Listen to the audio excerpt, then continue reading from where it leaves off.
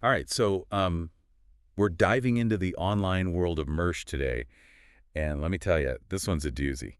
Oh, yeah, he's a fascinating case study. He really is. Like this whole persona he's built online, hmm it's wild. Yeah, you almost can't look away, Mm, like a car crash in slow motion. exactly. So we're going to try to unpack all that, get to the bottom of who Mersh really is, using these two video essays and an interview. Should be interesting to see what we find. To start, can you kind of set the stage for us? Like, who is Mersh? Well, on the surface, he's this internet personality, calls himself a comedian, commentator, that kind of thing. Right, but there's got to be more to it than that. Oh, absolutely. I mean, this is someone who seems to crave attention, but then the way he goes about getting it, it's just, well, it often backfires. Okay, so let's rewind a bit to like his early days online. Yeah, so before all of this, before Revenge of the Sis and all the feuds and everything, Right, he was yeah. bouncing around trying to make it. Stand-up comedy, living with a self-proclaimed satanic sugar daddy. Wait, what? Yeah, you heard that right. I mean, the stories from that period, they're pretty out there. Okay, so we're already seeing some of that chaotic energy even back then. Oh, absolutely. And this is before he really even had much of an audience, so you can kind of see how that need for attention, it's been there from the start. Would you say he was always this, I don't know, like confrontational? It's tricky because the Mersh of today, the one who seems to thrive on these online feuds, that's definitely a more recent development. So how do we get from point A to point B then? From like struggling comedian to, well, whatever you want to call him now. It's kind of like he found a formula. This whole us against the world mentality, it resonates with a certain audience. Yeah, it's like he's constantly playing the victim, even when he's the one instigating things. Exactly. And that's a pattern we see again and again with him. He picks fights, often with people way bigger than him, then cries foul when they push back. So it's like a weird sort of strategy. In a way, yeah. It's called ankle biting, going after bigger names to try and gain some relevance. And it seems to work, at least to a point. Right, like it gets people talking, even if it's just to say, what is Mersh doing now? That's the thing about the internet. Even negative attention is still attention. Hmm. And for someone like Mersh, who seems to crave it above all else, any publicity is good publicity. All right, so let's talk about how this all kind of comes to a head with Revenge of the Sis. That seems to be when things really take a turn. Right, so this is where he really leans into that confrontational style, starts targeting other content creators, picking apart their work, their appearances, getting really personal with it. And this is also when that whole thing with Owen Benjamin goes down. Ah, yes, the Owen Benjamin feud. That's a whole other can of worms. Yeah, for those who don't know, Owen Benjamin is another online personality, kind of known for his, shall we say, controversial opinions. You put it mildly, yeah. So how does this whole thing even start? I mean, they're both kind of in the same online circles, right? Well, it starts off innocently enough with Mersh making some, I guess you could call them critiques of Owen's content, but it quickly escalates from there. What do you mean escalates? Like they actually had some kind of public falling out. Public is an understatement. I mean, it got ugly, insults were thrown, accusations were made, they even brought family into it. Wow. Okay, so things got really personal then. Oh, yeah. And this is where you really start to see the hypocrisy of Mersh's whole free speech absolutist shtick. What do you mean? Well, he's all about free speech when it's convenient for him, but the moment someone criticizes him or says something he doesn't like, he completely flips the script. Okay, so like with Owen Benjamin, how does that play out? Does he just like try to shut down any criticism coming from Owen's fans? It's actually worse than that. So publicly, he's urging his own audience to be the bigger person, rise above it, don't engage, all that. But privately, behind the scenes, it's a whole different story. Oh no, what did he do? Well, according to these leaked Discord messages, he was actually encouraging his followers to harass Owen, dig up dirt on him, dox him even. Wow, talk about a double standard. So much for being the bigger person. Exactly.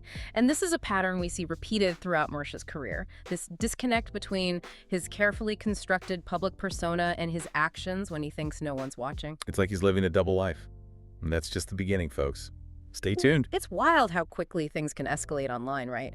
You go from a seemingly harmless critique to, like, full-blown internet warfare in the blink of an eye. Yeah, and Mersh seems to be a magnet for that kind of chaos. Okay, so we left off with Mersh and Owen Benjamin, but this pattern of, intense friendships followed by these explosive, very public fallouts, it doesn't end there, right? Oh, not even close. It's almost like a recurring theme in Mersh's online interactions. This need for drama, for conflict, it's palpable. So who else does he butt heads with? Where do we even begin? Well, there's the whole saga with Jesse from the Pod Awful show. Remember how we were talking about love bombing earlier? Right, where he showers someone with praise and then, bam, turns on them. Precisely. That's exactly what happens with Jesse. It starts off with Mersh being his biggest fan, promoting his work, constantly singing his praises. And then they actually meet up in person. I vaguely remember this. Right, they finally meet, and at first everything seems fine, but then gradually Jesse starts making these little jokes at Mersh's expense, ribbing him about his appearance, his mannerisms, that kind of thing. Okay, so pretty harmless stuff, right? Like Yeah. friendly teasing between, internet buddies. Yeah, exactly. Most people would brush it off, but not Mersh. He's incredibly sensitive to any form of criticism. He takes it all so personally. And this is where things start to go south. You could say that. This eventually spirals into this whole dispute over a $376 donation that Jesse had made to Mersh. It's honestly bizarre. Wait, a $376 donation, what was that all about? Honestly, it's not entirely clear. It seems like Mersh felt entitled to keep the money, even though he ultimately refunded it. He made a big show of it too, ranting about it for days on his show. It's just weird because Mersh is always going on about how much money he makes from his show, from donations, all that. You'd think $376 wouldn't even be a blip on his radar. That's the thing, isn't it? It just doesn't add up. And it feeds into this larger pattern of Mersh constantly hitting up his audience for money.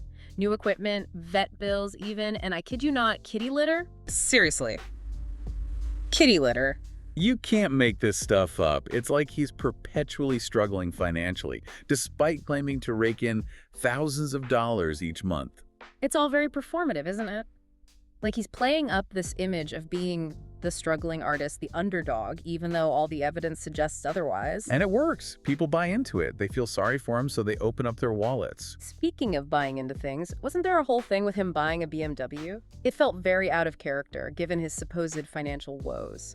Oh, yeah, that was right around the time his Arrest the Internet crusade started gaining traction. It's almost like he was trying to reinvent himself, shed this image of the down-on-his-luck internet personality. A midlife crisis, maybe. He was pushing 40 at that point, right? Something like that. I mean, think about it.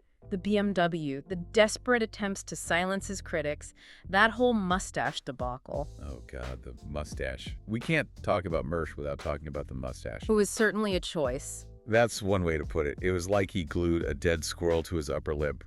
I'm sorry, but it was just bad. It was certainly memorable. Memorable in the worst way possible. Like, it became this whole thing online. People were roasting him relentlessly. And that's where his fragile ego really comes into play. He absolutely could not handle the criticism, even if it was, about something as trivial as a bad mustache. So what does he do? Does he just shave it off and pretend it never happened? Oh, no, he doubles down. He starts ranting about how it's all part of some grand conspiracy against him, how everyone is out to get him, how he's the real victim in all of this. It's giving "I'm not wearing a wig" vibes, Yeah.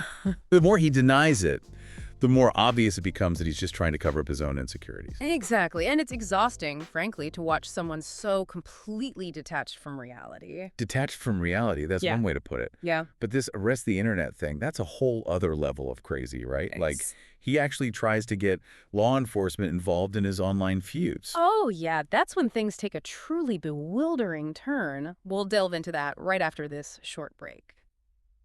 So yeah, we're talking about Mersh filing police reports against people he considers trolls online. It's like wild, right? This is serious stuff.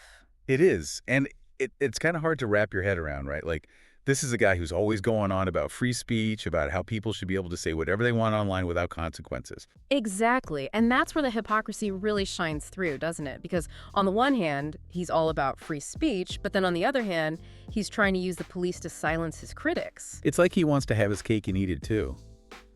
And the things he accuses these so-called trolls of doing, it's pretty serious stuff. Like, he claims they're harassing him, doxing him, even threatening his life. Oh yeah, he goes all in on the victimhood narrative. But what's interesting is that when you actually look at the evidence he provides, it's often pretty flimsy. Like, he'll take a mildly critical comment completely out of context and try to spin it into some kind of elaborate harassment campaign. It's like he sees enemies everywhere. You Right. know, everyone is out to get him. Everyone is part of some grand conspiracy. And that's how he justifies his own behavior, right? Because if he's the victim, then any action he takes, no matter how extreme, is justified. So what's the end game here? Like, what does he hope to achieve by filing these police reports? Does he actually think he's going to get these so-called trolls arrested?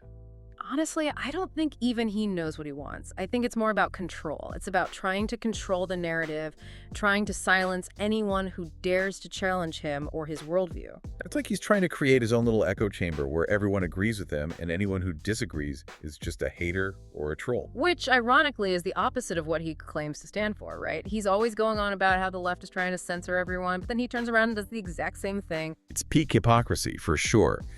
And the saddest part is, it seems to work on some level. Like he has this core group of followers who eat up everything he says, no matter how outlandish. And that's the danger of these online echo chambers, isn't it? Because it's so easy to get sucked into this vortex of confirmation bias where you're only exposed to information that reinforces your existing beliefs. And anyone who challenges those beliefs is immediately dismissed as an enemy, as part of the problem. So what we're left with is this toxic feedback loop where the lines between reality and fantasy become increasingly blurred. And it's all fueled by outrage, by drama, by this constant need for conflict. And that's the internet in a nutshell, isn't it? It's a breeding ground for this kind of stuff. It really makes you wonder, like, what is it about these online personalities, these self-proclaimed gurus and provocateurs, that draws people in? What is it about their message that resonates so deeply with a certain segment of the population? And on the flip side, what is it about our culture, about the way we consume information, that makes us so susceptible to this kind of manipulation? These are questions we could spend hours unpacking. And honestly, I don't think there are any easy answers. No, definitely not. But I think it's important to at least ask the questions, to start a conversation, to make people aware of the dangers of falling down these rabbit holes of online extremism and conspiracy. Absolutely. Yeah. Because whether we like it or not, the internet is here to stay, and it's only going to become more influential in our lives. So it's up to us as individuals to be critical thinkers, to be discerning consumers of information, to not believe everything we read or see online. Easier said than done, right? Yeah.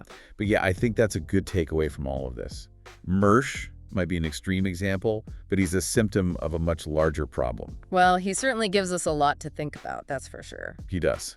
And on that note, I think we're about ready to wrap up another deep dive. Big thanks to our expert for joining us today and shedding some light on this interesting character. Anytime, it's been a trip down the rabbit hole, that's for sure. It has. And to everyone listening, thanks for coming along for the ride. Remember, stay critical, stay informed, and don't believe everything you see on the internet. Until next time.